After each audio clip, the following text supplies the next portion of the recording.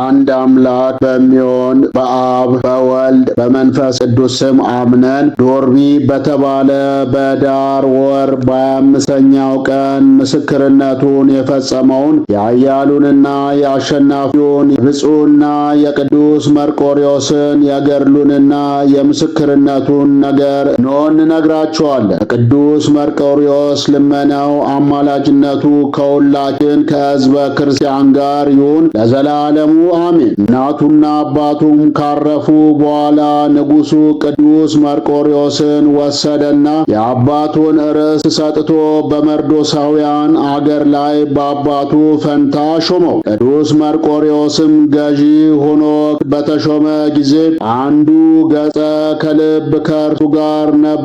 ወደ ሰልፍም ሲሄድ አብሮት ይወጣ ነበር። ከጠላት ጋር ሊዋጋ በፈለገ ጊዜም እግዚአብሔር እንደ ቀድሞው የአራዊት መልክ የነበረውን ይመልስለትና ማንም ሊቃወመው አይችልም። ለቅዱስ መርቆሬዎስም ታላቅ ኃይል ተሰጠው። በየአገሩም ወሬው ተሰማ። ከቤተ መንግሥቱ ሰውም ሁሉ ከፍ ከፍ አለ። ከጥቂት ቀን በኋላ የአራም ንጉሥ እንዲህ ብሎ ወደ ንጉሥ ዳክዮስ ላከ። ከአንተ ጋር ልዋጋና ልጣላ ፈልጋለሁ። ዳክዮስም የንጉሡን መልእክተኛ እንዳለው ይሁን አለው። ንጉሥ ዳክዮስም ቅዱስ መርቆሬዎስን ጠራና እንዲህ አለው፣ የሚያስፈልግን ያህል ሰራዊት ያዝና ሄደ ከአራም ንጉሥ ጋር ተዋጋ። ቅዱስ መርቆሬዎስም ሰራዊቱን ይዞ ወደ አራም ንጉሥ ሄደና ከሰራዊቱ ጋር ከተመ። የአራም ንጉሥም እንዲህ አደረገ፣ እርስ በርሳቸው ተያዩ። ቅዱስ መርቆሬዎስም ወደ አራም ንጉሥ እንዲህ ብሎ ላከ፣ ነገ ካንተ ጋር እንዋጋለን። በዚያን ጊዜም ዋሉ። ጊዜውም መሸ። ቅዱስ መርቆሬዎስም ከሰራዊቱ ጋር ተኛ። በነጋውም ጊዜ ጥር 25 ነው። የእግዚአብሔር መልአክ ቅዱስ ገብርኤል ለቅዱስ መርቆሬዎስ ተገለጸለት። የተሳለ ሰይፍንም ሰጠው። እንዲህም አለው፣ እግዚአብሔር ኃይልን ሰጥቶአልና እንካ፣ ነገም ጠላትን ድል ትነሳለህ። ዳግመኛም የእግዚአብሔር መልአክ ቅዱስ መርቆሬዎስን አለው፣ ንጉሥ ዳክዮስ የክርስቲያንን ሕግ ትቶ ለጣዖት ሰገደ። አንተ ግን ምስጋና ይግባውና ከእናትህ የተማርከውን የክርስቲያንን ሕግ ጌታችን የኢየሱስ ክርስቶስን እምነት ጠብቅ አለው። ቅዱስ መርቆሬዎስም ከእንቅልፉ በነቃ ጊዜ አዘነ። መኳንንቱም ሊያረጋጉት መጡ። ከባድ ሐዘንም ተይዞም ባዩት ጊዜ ጌታችን ሆይ ለምን ፈጽመ ታዝናለህ አሉት። እርሱም በአንዲት ሌሊት የከፋች ሕልምን አለምኩ አላቸው። እነርሱም ጌታችን ሆይ ጦሩ አስጨንቆ ከሆነ ወደ ጦር አንወስድም፣ በአንተ ፈንታ እኛ እንጋደላለን እንጂ አሉት። ቅዱስ መርቆሬዎስም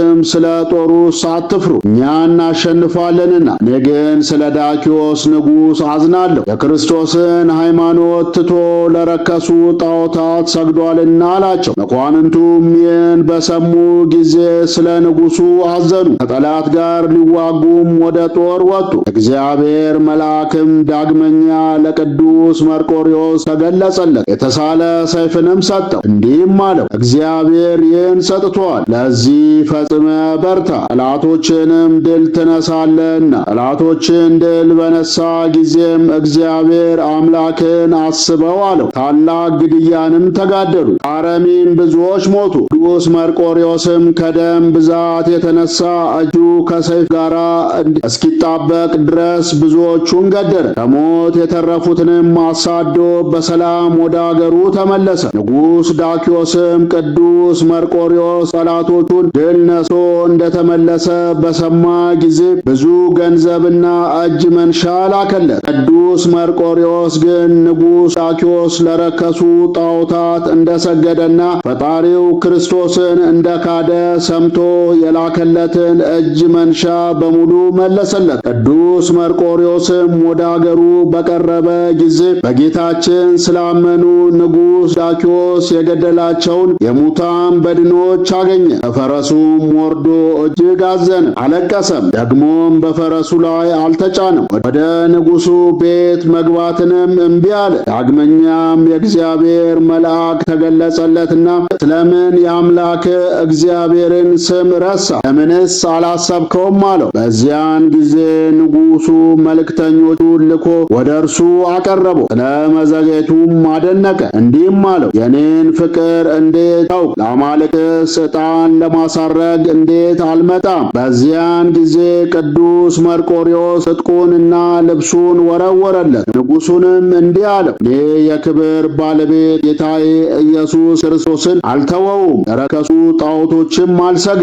ይህንን ብሎ ወደ ንጉሡ ቤት መግባትን እምቢ አለና ተመልሶ ወደ ቤቱ ገባ። ዳግመኛም ንጉሡ እንዲህ ሲል ላከ፣ በጦርነቱ የሆነውን እስኪ ናና ንገረኝ። ቅዱስ መርቆሬዎስም በጦርነቱ ደክሜአለሁ፣ መምጣትም አልችልም አለው። ከዚህም በኋላ ቅዱስ መርቆሬዎስ ማቅ ለበሰ፣ ቆሞም ወደ እግዚአብሔር ጸለየ፣ እንዲህም አለ፣ አቤቱ ለረከሱ ጣዖቶች ከመስገድ አድነኝ። በማግስቱም ንጉሡ ቅዱስ መርቆሬዎስን ጠራው። ቅዱስ መርቆሬዎስም እኔ ታምሜአለሁና መምጣት አልችልም አለው። ንጉሡም ተውት አለ። 3 ቀንና 3 ሌሊትም ተቀመጠ። አቤቱ ከሰይጣን ትዕቢት አድነኝ አለ። ዳግመኛም ንጉሡ ወደ ቅዱስ መርቆሬዎስ ላከ። ቅዱስ መርቆሬዎስም መምጣትን እምቢ አለ። ንጉሡም ራሱ ወደ ቅዱስ መርቆሬዎስ ሄደና ወደ እኔ ያልመጣ በጦርነትስ የሆነውን ነገር ያልነገርከኝ ስለምን ነው አለው። ቅዱስ መርቆሬዎስም እኔ ሕመምተኛ ሁኜ ነው አለው። ንጉሡም ቅዱስ መርቆሬዎስን እንዲህ አለው፣ የሰጠውን ገንዘብ እምቢ ያልክ ለምን ነው አለው። ቅዱስ መርቆሬዎስም ንጉሡን አለው፣ ንጉሥ ሆይ ቀድሞ ክርስቶስን ትወደው ነበር፣ እኔም አንተን መስዬ እታዘዝ ነበር። ዛሬ ግን ክርስቶስን ካድከው፣ ለረከሱ ጣዖቶችም ሰገድ። ስለዚህ ገንዘብን አልፈልግም፣ ቃልህንም አልሰማም አለው። ንጉሡ ዳክዮስም ይህን ማቅ የለበስክ ስለምንድን ነው አለው። ቅዱስ መርቆሬዎስም እኔ ቀድሞ የአንተ ጭፍራ ነበርኩ፣ እንዳንተ ያለ የመንግሥትን ልብስም እለብስ ነበር። ዛሬ ግን እኔ በትሕትና የክብር ባለቤት የጌታዬ የኢየሱስ ክርስቶስ አገልጋይ ነኝ። እኔም ጌታዬ ኢየሱስ ክርስቶስ በትሕትና የለበሰውን ለበስኩ አለው። ንጉሡም ተቆጣ፣ እንደገናም በልቡ መከረ፣ እንዲህም አለ፣ እንደዚህ ያለ ጠላቴን የሚያጠፋልኝ ብርቱ ሰው አላገኝም። ይህንም ብሎ ሰራዊቱን የመርቆሬዎስ ልቡ ጠፍቷልና ለአማልክትም አልሰገደምና ወደ እስር ቤት ውሰዱት፣ እስከ 8 ቀንም ስመክረው ድረስ ከ8 ቀን በኋላም ወደ እኔ አምጡት አላቸው። እንዳላቸውም አደረጉ። በ8ኛው ቀን ወደ እርሱ አመጡት። ንጉሡም መርቆሬዎስ ሆይ ልብህ ተመለሰን አለው። ቅዱስ መርቆሬዎስም ንጉሥ ከታናሽነቴ ጀምሬ እስከ ዛሬ ድረስ ፈጣሪን አልተውኩም። ንጉሥ አንተ ግን ቀድሞ ክርስቶስን በምትወደው ጊዜ ልብ ነበረ፣ ዛሬ ግን ልብ የለም። አብደም የሰማይና የምድር ንጉሥ ኢየሱስ ክርስቶስን ትተዋል አለው። ንጉሡም በቅዱስ መርቆሬዎስ ላይ ታላቅ ቁጣን ተቆጣ። ሰራዊቱንም ቅዱስ መርቆሬዎስን ዳግመኛ ወደ እስር ቤት እንዲወስዱት አዘዛቸው። እንደታዘዙትም አደረጉ። ንጉሡም ስለ ቅዱስ መርቆሬዎስ ስለ ደም ግባቱም በጦርነትም ጠላቱን ድል ስለማድረጉ አዘነ። ከ3 ቀን በኋላም ቅዱስ መርቆሬዎስን ወደ እርሱ ያመጡት ዘንድ ላከ።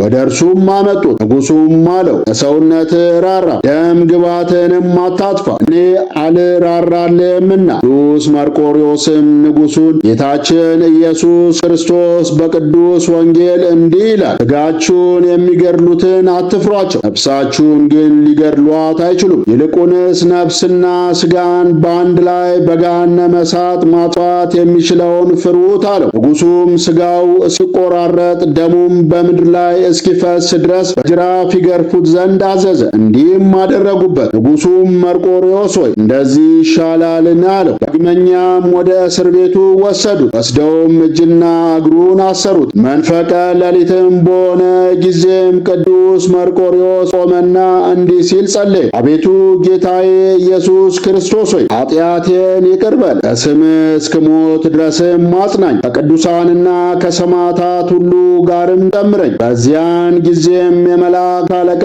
ቅዱስ ሚካኤል ከሰማይ ወረደ፣ በእስር ቤቱ ውስጥም ተገለጸለትና እግዚአብሔር ኃይልን ሰጥቷል፣ ከቅዱሳንና ከሰማዕታት ጋርም ጨምሯል። ነገም ስለ ስሙ ሰማዕት ትሆናለህ። ስለ ስምም ዕጣንና መሥዋዕትን ቁርባንንና ዘይት መሥዋዕትንም ማንኛውም ለቤተ ክርስቲያን የሚገባውን ላደረገ እግዚአብሔር ኃጢአቱን ሁሉ ይቅር ይለዋል። ሁሉም ለድሃና ለችግረኛ ለእንግዳም ቢሆን ስለ ስምህ እስከ ቀዝቃዛ ውሃ ለሚሰጥ የገድልን መጽሐፍ ለሚጽፍ ለሚያጽፈው ለሚያነበው ለሚተረጉመውም ለሚሰማው ስሙ በሕይወት መጽሐፍ ይጻፍለታል። እስረኞችንም ለሚያረጋጋቸው ጥሩ ነገርም ለሚያደርግላቸው እግዚአብሔር ኃጢአቱን ሁሉ ይቅር ይለዋል። ስለ ስምህ ቤተ ክርስቲያንን ለሠራም እግዚአብሔር በመንግሥተ ሰማያት ማደሪያ ይሠራለታል፣ ከአብርሃምና ከይስሐቅ ከያዕቆብ ጋር ይጨምረዋል አለው። ዳግመኛም የእግዚአብሔር መልአክ ቅዱስ መርቆሬዎስን የእግዚአብሔር ኃይል ካንተ ጋራ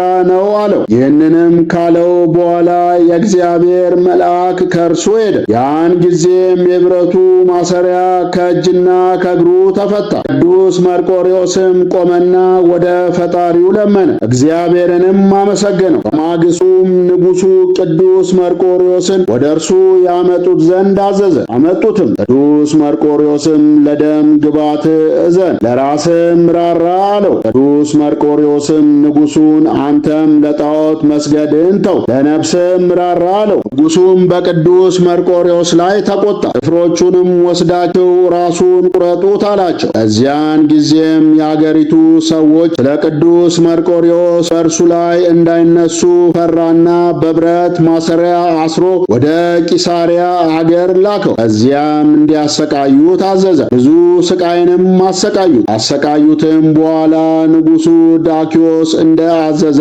ራሱን በሰይፍ ቆረጡት። ዳር 25 ቀንም ገድሉን ፈጸመ።